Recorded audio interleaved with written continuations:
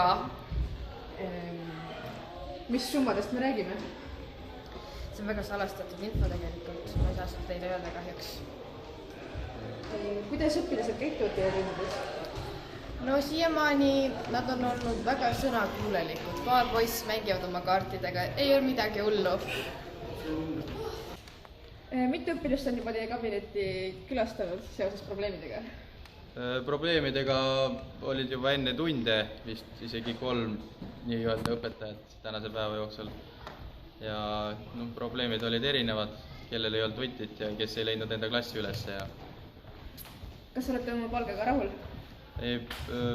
Palk on väga, ütleme, närune, sellepärast, et tunnen kaasa päris õpetajatele, kes peavad päevad läbi niisuguste lastega tegelema. Muidugi neil on vähe lihtsam, seepärast, et autoriteet on võib-olla vähe suurem neil kui siis 12. klassi õpilastel. Suur tänu! Kuidas te palgaga rahul olete? Palgaga? Mina ei saa täna mingit palka, mina saan kogemusi ainult.